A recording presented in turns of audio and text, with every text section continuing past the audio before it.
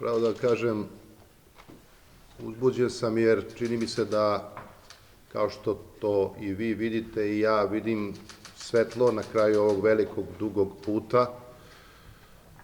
Još 2007.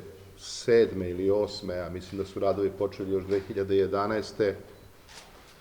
Započeo je put rekonstrukcije Narodnog pozorišta u Subotici i evo uz brojne izazove, probleme, možemo da kažemo da ćemo biti ta generacija koja će i taj tim koji će završiti radove na rekonstrukciji Narodnog pozorišta u Subotici sa zaista jednom od najboljih građevinskih kompanija, makar iz Vojvodine, SMB gradnjom iz Subotice.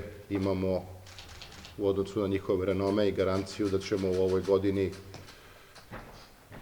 Narodno pozorište vratiti u funkciju, da ćemo u pozorištu vidjeti umetnike, publiku, Subotičane, građane čitave naše zemlje koji će moći da prate program i da postave i predstave sve ono što umetnici iz Subotice i iz drugih naših krajeva znaju i sve ono što mogu da predstave kao svoju vrednost.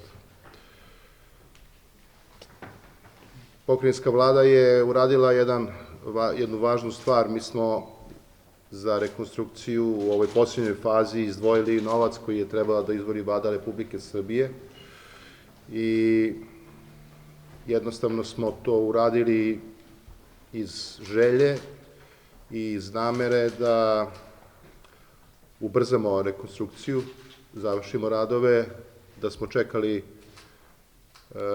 i taj jedan deo novca koji je trebalo da izdvoji Ministarstvo kulture. Ovi radovi bi se prebacili, odnosno kraj ovih radova bi se prebacio u 2024. godinu. Ali smo uspeli da kao tim, uz međusobnu koordinaciju, obezbedimo jedan deo sredstava od 674 miliona dinara ukupno, koliko je neophodno da, nadam se, već narednih dana počnu radovi. Ovde ima dosta i uvozne opreme, tako da će se čekati i na nabavku opreme i da evo tokom 2023. zaista Subotičko pozorište ponovo dobije onaj sjaj koji je imao nekada, posebno tokom 80. i 90. godina, kada su brojni renomirani umetnici iz još bivše Jugoslavije i iz naše zemlje, iz Srbije, gostovali ovde i ostvarivali zapažene rezultate na umetničkom planu. Subotica će ove godine, i to je još jedna zajednička investicija Vlade Srbije, pokrajinske vlade i grada Subotice, dobiti i novi akvapark, spa centar. Računamo da ćemo već u junu moći da taj objekat pustimo u funkciju, a već naredne nedelje biće raspisan konkurs. Verujem da će se gradska uprava grada Subotice i javiti i obezbediti projektnu dokumentaciju.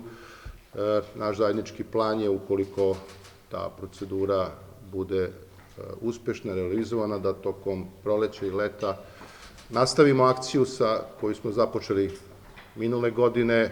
U pitanju je rekonstrukcija velikog broja, odnosno rehabilitacija velikog broja ulica u Subotici. Taj posao ćemo zajednički finansirati, pokrajinska vlada i Subotička uprava.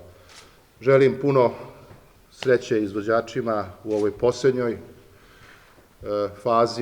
fazi pre nego što pustimo pozorište u funkciju, a verujem da ćemo već za narednu godinu, kada je reč i o koncertnoj dvorani, imati pripremne sastanke da i taj deo posla završimo, tako da možemo da kažemo da će Subotica dobiti jedan objekat koji će biti hram kulture, sedište kulturnih zbivanja, verujem budućnosti, mesto sa kojim ćemo se ponositi, mesto gde će umetnici imati prostor, zaista i uslove koji su dostojni ovako velikog i uspešnog rada u našoj zemlji. Hvala vam.